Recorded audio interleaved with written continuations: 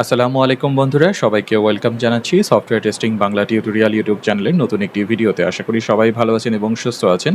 বন্ধুরা, আমরা JavaScript basics learn করছিলাম, যেখানে আমরা আলোচনা করছি একদম বেসিক লেভেলের জিনিসপাতি।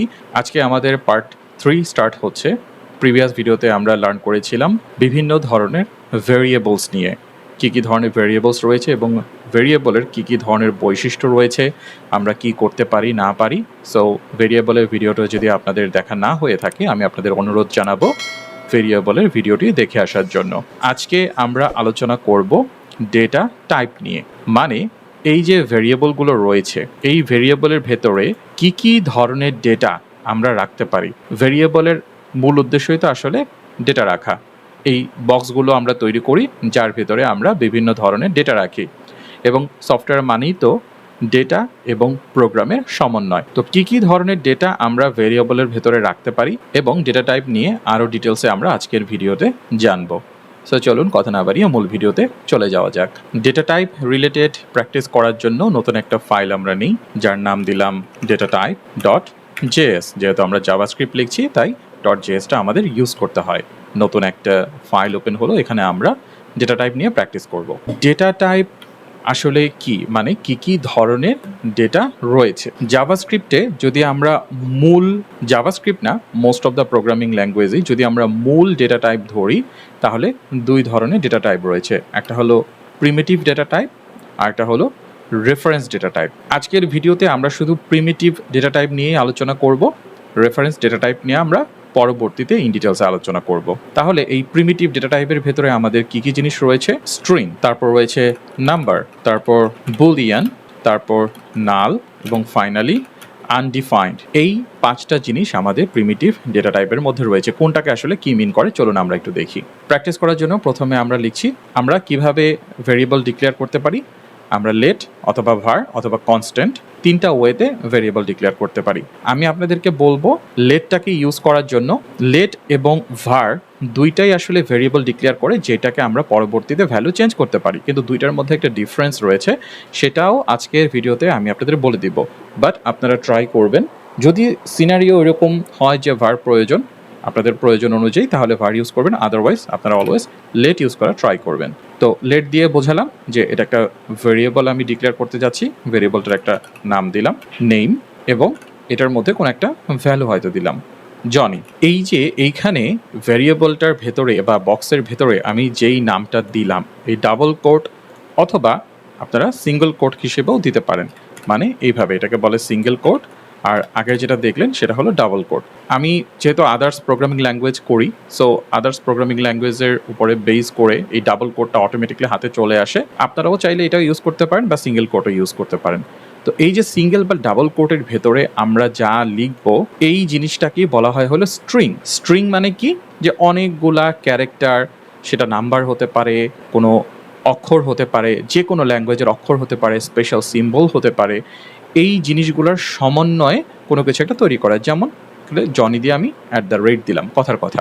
তো এই ডাবল কোট বা সিঙ্গেল কোটের ভেতরে যাই থাকে, এগুলাকে স্ট্রিং বলে। তাহলে স্ট্রিং হলো আমরা যেভাবে লিখি, আমরা যদি ওইটাকে প্রিন্ট করি সেমভাবেই দেখতে পাবো। তাহলে আমরা যদি কনসোল ডট লগ করি, যেটা আমাদের প্রিন্ট করার উপায়, এবং এই ভেরিয়েবলটাকে আমরা ডিরেক্টলি এখানে বলে দিই। আমাদের ভেরিয়েবলটার নাম ছিল নেম। আমাদের কোডটাকে রান করতে হবে, সো আমরা নোডে রান করব, node space data type dot JS.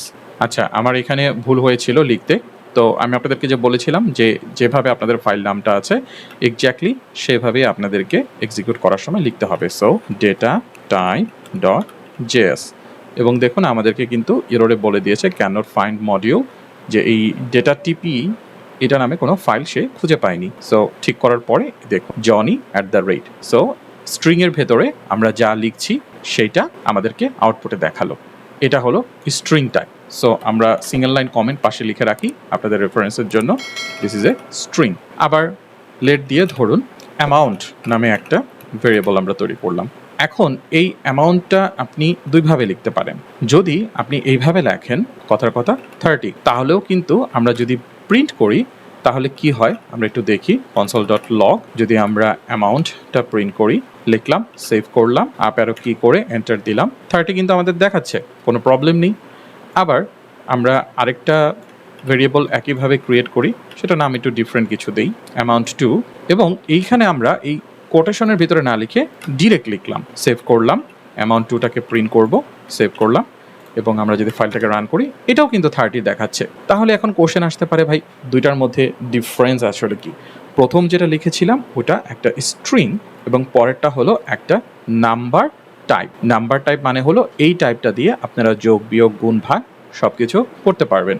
So আপনার কি জিনিস প্রয়োজন? আপনি কি ওটাকে একটা লেখা হিসেবে দেখাতে চাচ্ছেন, নাকি এই ভেরিয়েবলটা নিয়ে আপনারা যোগ বিয়োগ গুণ ভাগ কিছু করতে চাচ্ছেন? তার উপরে নির্ভর করে আপনাদের এই ভ্যালুটা অ্যাসাইন করতে হবে। সো এটা হলো নাম্বার টাইপ। এরপর আমাদের রয়েছিল বুলিয়ান টাইপ। বুলিয়ান সম্পর্কে যাদের আইডিয়া নেই, বুলিয়ান মানে হলো সিম্পলি ইয়েস নো, মানে বুলিয়ানের দুইটা অ্যান্সারে থাকে, ইয়েস নো বা ট্রু অথবা ফলস।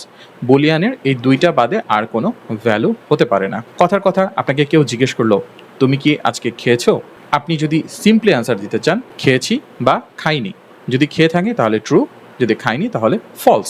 হ্যাঁ, আরও বিভিন্নভাবে এটার অ্যান্সার দেওয়া যায়, বাট সিম্পলি বুলিয়ান যখন আপনাকে যদি বলে দেয় এক কথায় বা একটা ওয়ার্ডে অ্যান্সার দাও, আপনার তো ইয়েস নো ছাড়া আর কোনো উপায় নেই। সো আমরা যদি এখানে লিখি যে হ্যাজ ইটেন, মানে খেয়েছি কিনা, এটার ভ্যালু হতে পারে ট্রু অথবা এটার ভ্যালু হতে পারে ফলস। আচ্ছা, এই বুলিয়ান যেটা টাইপকে এরকম কোটেশনের মধ্যে লেখার কোনো প্রয়োজন নেই। যদি কোটেশনের মধ্যে লিখি তাহলে কি হয় আমরা একটু দেখি। ধরুন এই হ্যাজ ইটেনটাকে আমরা ফলস হিসেবে কোটেশনের মধ্যে দিয়েছে, মানে এটা একটা স্ট্রিং হয়েছে। এখন আমরা যখন এই কনসোল ডট লগ দিয়ে এটাকে প্রিন্ট করব, তখন আমরা কি দেখি একটু দেখি, চলুন। আমাদেরকে কিন্তু ফলস দেখাবে, অ্যাজ ইট ইজ ফলস দেখাচ্ছে। আবার কোটেশনটাকে যদি আমরা উঠিয়ে দেই, জাস্ট ফলস হিসেবে রাখি, তার মানে যখন কোটেশনে দিচ্ছি এটা আসলে একটা স্ট্রিং আকারে কাজ করেছে। কোটেশনটা যখন উঠিয়ে দিব এটা একটা ট্রু ফলস আকারে কাজ করেছে। মানে আপনি যদি এমন কোনো জায়গায় এটা ইউজ করার প্রয়োজন পড়ে যেখানে অ্যান্সারটা ট্রু ফলস আপনার দরকার, তাহলে ডিরেক্টলি আপনার এই বুলিয়ানটা ইউজ করাটাই ভালো। কারণ পরবর্তীতে আপনি যদি সেটাকে স্ট্রিং করেন, সেটাকে কনভার্ট করা অনেক ঝামেলা, সো প্রয়োজন নেই। কিন্তু আপনি কিন্তু দেখার সময় কনসোলে একই জিনিসই দেখবেন, দেখুন ফলস, কিন্তু এটা স্ট্রিং টাইপটা দেখুন একটা হোয়াইট কালার হিসেবে দেখাচ্ছে, বাট নাম্বার, বুলিয়ান এগুলো কিন্তু ইয়েলো কালার হিসেবে দেখাচ্ছে, মানে এটা স্ট্রিং টাইপ না, এটাই বোঝাচ্ছে। এরপরে রয়েছে নাল। সো নাল মানে কি? নাল মানে হলো কিছুই না, এবং যে কোনো কিছুর ভ্যালুই নাল হতে পারে, মানে ওই ভ্যালুটার টাইপ নাল হতে পারে। নাল মানে কিছু নাই, আমি একটা জিনিস ডিক্লেয়ার করেছি, ডিক্লেয়ার করার পরে আমি আসলে এর ভেতরে এখন পর্যন্ত কিছু রাখি নাই। কথার কথা, আমরা একটা ভেরিয়েবল ডিক্লেয়ার করব, কালার নামে একটা ভেরিয়েবল ডিক্লেয়ার করলাম। সো এই জিনিসটা আমাদের কি, যে একটা বললাম যে কালারটা একটা ভেরিয়েবল, জাস্ট বক্সটা তৈরি করে রেখে দিয়েছি, এর মধ্যে আমি কিছু রাখিনি। এখন কিছু রাখিনি এটা একটা বিষয়, আপনি বলতে পারেন যে আচ্ছা ঠিক আছে আমি কিছু রাখিনি, তার মানে এই অবস্থাতে এই বক্সের ভিতরে কিছু নেই, তাহলে যদি আমি কালারকে প্রিন্ট করি কি হয় আমরা একটু দেখি। So console dot log colour, এটাকে যদি আমরা প্রিন্ট করি আমরা কি দেখতে পাই? আমরা লেখা দেখব আনডিফাইন্ড, মানে এই বক্সটা বানিয়েছেন কিন্তু বক্সের ভেতরে আপাতত কিছু রাখবেন কি রাখবেন না বা কি করবেন না করবেন কোনো কিছুই বলেননি। আনডিফাইন্ড একটা টাইপ এটা হয়ে গেছে। আনডিফাইন্ড এই জিনিসটা ইটসেলফ একটা ভ্যালু প্লাস একটা ডেটা টাইপ, কিন্তু আপনি চান যে না আনডিফাইন, মানে আমি ডিফাইন এখনো করি না, এটা চাই না। আমি চাই যে আপাতত তুমি ফাঁকা, তোমার ভিতরে কিছু নাই, ভবিষ্যতে কিছু আমি ভরবো। সেই ক্ষেত্রে আমাদেরকে এই কালারের ভ্যালুটাকে চেঞ্জ করে দিতে হবে। সো কালার ইকুয়াল টু যদি আমরা নাল লিখি, এবার যদি আমরা কালারটাকে প্রিন্ট করি আমরা কি ভ্যালু দেখব? আমরা ভ্যালু দেখব নাল, মানে এর ভেতরে কিছু নাই। আমি নির্দিষ্টভাবে বলে দিয়েছি এর ভেতরে এখন কিছু নাই, ভবিষ্যতে আমি হয়তো কিছু রাখবো। আনডিফাইন কোনো কিছু না। সো আনডিফাইন এবং নাল দুইটা জিনিস আমরা বুঝতে পারলাম। কোন একটা ভ্যারিয়েবল কি ডেটা টাইপ, এইটা বোঝার একটা উপায় আছে। জাভাস্ক্রিপ্টে একটা কিওয়ার্ড বা একটা ফাংশন আছে, যেটা যদি আপনি ব্যবহার করেন আপনাকে বলে দিবে ওই পার্টিকুলার ভেরিয়েবলের ভেতরে কি ধরনের ডেটা আছে, সেটার নাম হলো টাইপ অফ। সো আমরা যদি টাইপ অফ লিখি, এবং এটা লেখার উপায় হলো যে টাইপ অফ লিখব, তারপরে ব্র্যাকেট দিব, এবং এর ভেতরে আমরা কোনো একটা ভেরিয়েবলের নাম দিয়ে দিব। সো নেম যদি আমরা দিয়ে দিই, এখন এই অবস্থায় কি হবে, যে টাইপ অফ আমাকে যেটা করে, যে ভেরিয়েবলটা আসলে কোন টাইপের সেটা আমাকে দেয়, কিন্তু এই দেওয়ার পরে এটা কিন্তু আমরা কোথাও দেখাচ্ছি না। সো আমাদেরকে এটাকে দেখাতে হবে। আমরা যদি কনসোল ডট লগ করি, ব্র্যাকেট দিলাম, শেষ করলাম, আর এই লেখাটাকে ওই ইনভার্টেড কমা বাদ দিয়ে যদি আমরা এই ভেতরে নিয়ে যাই, তাহলে টাইপ অফটা কি খুঁজে পেলো সেটা আমরা কনসোলে দেখতে পাবো। সেভ করলাম, আমরা একটু দেখি আপ অ্যারো কি অ্যান্ড এন্টার। দেখুন বলে দিয়েছে এই জনটা আসলে কি একটা স্ট্রিং, এবং সেম টু সেম আমরা প্রতিটার জন্যই এই কাজটা করতে পারি। এই জিনিসটার একটা কপি আমি তৈরি করে নিলাম সব জায়গায়। সো এখানে যদি আমি দেই টাইপ অফ কি দেখব অ্যামাউন্ট, এখানেও একই জিনিস টাইপ অফ দিয়ে আমি দেখব অ্যামাউন্ট টু, এখানে টাইপ অফ হ্যাজ রিটেন, এবং এখানে আরেকটা দিয়ে type of colour. So save করলাম, দেখি এবার আমরা কি দেখাই। দেখো সো জনি এটা আসলে এই ভ্যারিয়েবলের যে ভেতরে ডেটাটা সেটার টাইপ হলো স্ট্রিং, এবং পরবর্তী 30 আবার করলো, এটাও একটা স্ট্রিং, আর এই 30টা হলো, আচ্ছা এখানে 30টা স্ট্রিং দেখাচ্ছে কারণ হলো আমি এখানে অ্যামাউন্ট টু না দিয়ে টাইপ অফের ভিতরে অ্যামাউন্ট দিয়েছি। সো অ্যামাউন্ট টু যদি দেই, আবার যদি আমরা রান করি, তাহলে এই যে নাম্বার, দেন ফলস ভ্যালু, এই ভ্যালুটা ভেরিয়েবলের ভেতরে কী ছিল, বুলিয়ান টাইপের ভ্যালু, এবং ফাইনালি নাল। এবং নাল ভ্যালুটা আসলে কি টাইপ, টাইপটা হলো ওর অবজেক্ট টাইপ। সো এই সবগুলোই হলো প্রিমিটিভ ডেটা টাইপ। আচ্ছা এই পর্যায়ে জাভাস্ক্রিপ্টের খুব ইন্টারেস্টিং একটা প্রপার্টি বা বৈশিষ্ট্য নিয়ে আমরা আলোচনা করব, সেটা হলো জাভাস্ক্রিপ্টটা আসলে কী ধরনের প্রোগ্রামিং ল্যাঙ্গুয়েজ। নর্মালি দুই ধরনের প্রোগ্রামিং ল্যাঙ্গুয়েজ রয়েছে, একটা হলো ডাইনামিক ল্যাঙ্গুয়েজ আর একটা হলো স্ট্যাটিক ল্যাঙ্গুয়েজ। ডাইনামিক আর স্ট্যাটিক ল্যাঙ্গুয়েজ কি, এটা আমরা একটু এখন বুঝি। নিচের দিকে চলে আসলাম। সো আমরা এখন জানবো dynamic and static language. Dynamic এবং স্ট্যাটিক ল্যাঙ্গুয়েজে যেটা হয়, আমাদের যে ভেরিয়েবলগুলো থাকে, ভেরিয়েবলগুলো তো আমরা ডাইনামিক্যালি এই লেট বা ভার দিয়ে করতে পারি। দেখুন সবগুলোর জন্যই কিন্তু আমি একই জিনিস বলেছি, কিন্তু স্ট্যাটিক ল্যাঙ্গুয়েজে কিন্তু আমরা এই কাজটা করতে পারি না। স্ট্যাটিক ল্যাঙ্গুয়েজে আমাদেরকে বলে দিতে হয় নির্দিষ্ট করে যে এই পার্টিকুলার ভেরিয়েবলটা কী ধরনের ডেটা টাইপ হোল্ড করবে। কথার কথা স্ট্রিং দিয়ে আমি যদি লিখি নেম 3 ইকুয়াল টু আপন, সো আমি কি বললাম যে এটা হলো স্ট্যাটিক ডেটা টাইপ ল্যাঙ্গুয়েজ, এবং আমি যদি এখানে হোভার করি তাহলে ও বলছে যে এই স্ট্রিং জিনিসটা ও চেনে না, কারণ জাভাস্ক্রিপ্ট হলো ডাইনামিক, ও লেট দিয়েই সব কিছু করে।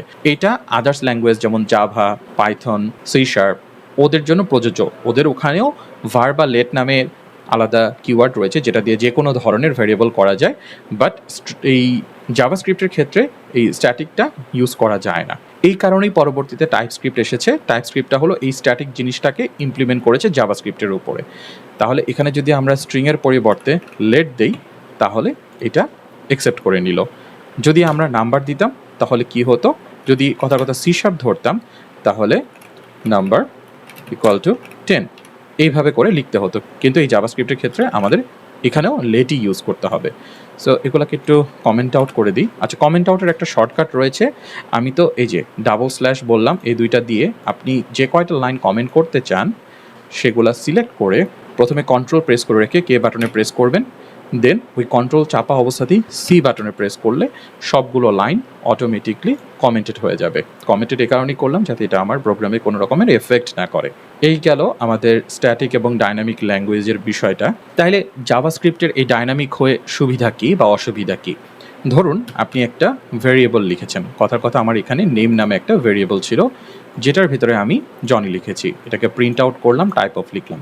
এই সেম জিনিসটাকেই আমি আবার কপি করে নিচে নিয়ে আসলাম। আচ্ছা আমি নেমটাকে নতুন করে আর লেট দিয়ে তৈরি করছি না, যেহেতু আমার এই ভেরিয়েবলটা অলরেডি তৈরি করাই আছে, মানে বক্সটাকে অলরেডি তৈরি করাই আছে। এই বক্সের ভেতরে যেই ডেটা টাইপ বা যে টাইপের ভ্যালু সেটাকে আমি চেঞ্জ করব। সো নেমের জায়গায় যদি আমি এখানে 100 দেই এবং ফাইনালি এটাকে সেভ করি, তারপরে রান করি, আমরা দেখব প্রথমে জনি @ এসেছে, তারপরে 100 এসেছে। এটাই হলো ডাইনামিক ল্যাঙ্গুয়েজের মূল খেলা, যে আপনি কোনো একটা ভেরিয়েবল যখন ডিক্লেয়ার করছেন বা একটা বক্স যখন বানাচ্ছেন, ওই বক্সে যে এক ধরনের ডেটাই আপনি রাখতে পারবেন বিষয়টা এমন না, আপনি এটা পরবর্তীতে চাইলে চেঞ্জও করে ফেলতে পারবেন। মানে নতুন করে একটা ভেরিয়েবল তৈরি না করেও আপনি চেঞ্জ একটা ভ্যালু, ভিন্ন ধরনের একটা ভ্যালু সেখানে ঢোকাতে পারবেন, যেটা আমরা পেরেছি 100। এখন আমরা একটু লেট আর ভারের ভিতরে ডিফারেন্সটা বুঝি। লেট আর ভারের মধ্যে ডিফারেন্সটা কী? নতুন একটা ভেরিয়েবল তৈরি করলাম, ধরুন লেট আইডি, আইডিটা কি দিলাম 1 2 3 4। এখন আমি যদি আবার নতুন করে এই সেম ভেরিয়েবল নামি, আমি যদি এরকমভাবে একটা ভেরিয়েবল তৈরি করি আবার বড় হাতের আই ছোট হাতের ডি দিয়ে, ধরেন 2 3 4, ও কিন্তু মাইন্ড করবে না। দুইটাকে জাভাস্ক্রিপ্ট ভিন্নভাবে দেখে, কিন্তু আমি কি এই সেম নাম দিয়ে এই লেট দিয়ে আরেকটা তৈরি করতে পারবো? ট্রাই করে দেখি। দেখুন দুইটাকেই এরর দিচ্ছে, কি এরর দিচ্ছে আমরা যদি নিয়ে যাই can not redeclare block scope variable ID. ঝামেলাযুক্ত কথা মানে হলো সহজ ভাষায় বলতে গেলে লেট দিয়ে আমরা যখন কোনো একটা ভ্যারিয়েবল বা কোনো একটা বক্স বানাই সেম নামের আমরা আরেকটা তৈরি করতে পারবো না। হ্যাঁ, আমরা লেট বাদ দিয়ে এর ভেতরে ভ্যালুটা চেঞ্জ করে ফেলতে পারবো, মানে বক্সের ভেতরে জিনিসগুলো চেঞ্জ করে ফেলতে পারবো, কিন্তু এই লেট দিয়ে আমি সেম আরেকটা ভ্যারিয়েবল তৈরি করতে পারবো না। কিন্তু ভারের ক্ষেত্রে বিষয়টা একটু ডিফারেন্ট। শুরুতে কিন্তু জাভাস্ক্রিপ্টে এই ভারটাই ছিল। সো ভার দিয়ে ধরুন আমরা একটা ডিফারেন্ট কোনো ভেরিয়েবল তৈরি করলাম, স্টুডেন্ট নেম আলম। এখন এই ভার দিয়ে স্টুডেন্ট নেম তো আলম দিলাম, এখন আমি যদি আবার এই সেম ভেরিয়েবলটাই ভার দিয়ে ভিন্নভাবে ডিক্লেয়ার করতে চাই, জাভাস্ক্রিপ্ট আমাকে ভার দিয়ে যখন আমি কোনো একটা ভেরিয়েবল তৈরি করব সেটা করতে দিবে। সো ভার এই সেমটাই নিয়ে আসলাম, student name equal to Islam. দেখুন আমাকে লেটের জন্য যে ইরোরটা দিয়েছিল ভারের জন্য কিন্তু সেম ইরোরটা দেয়নি। এইটা বেশিরভাগ ক্ষেত্রেই ঝামেলাযুক্ত, কারণ সেম ভেরিয়েবলের যখন আপনি দুইবার ডিক্লেয়ার করবেন কোনটার ভেতরে কী ভ্যালু আছে কী আছে না আছে, এটা খুব ঝামেলাযুক্ত একটা জিনিস। এই কারণেই শুরুতে ভার থাকলেও জাভাস্ক্রিপ্টে এই ভেরিয়েবল তৈরির জন্য কিওয়ার্ড পরবর্তীতে লেটের সংস্করণ করা হয়। লেট দিয়ে আপনি সেম নামের আরেকটা তৈরি করতে পারবেন না, ভ্যালু তুমি চেঞ্জ করো কিন্তু সেম জিনিস আরেকটা তৈরি করতে পারবে না। সো এই কারণে মোস্ট অফ দ্য কেসেসে আপনি রিয়েল ওয়ার্ল্ডে লেটটাই ইউজ করবেন, লেট বা কনস্টটা ইউজ করবেন। ভারটা আমি ওরকমভাবে পাইনি, আসলে আমার প্রয়োজন ওরকম পড়েনি কখনো ইউজ করার। যদি কখনো আপনাদের ওরকম সিনারিও আসে চাইলে আপনারা ভারটাও ইউজ করতে পারেন। এই গেল লেট এবং ভারের মধ্যে একটা ডিফারেন্স, যেটা ভেরিয়েবল সেকশনে বলার কথা ছিল বাট ওখানে আমি মিস করে গেছিলাম।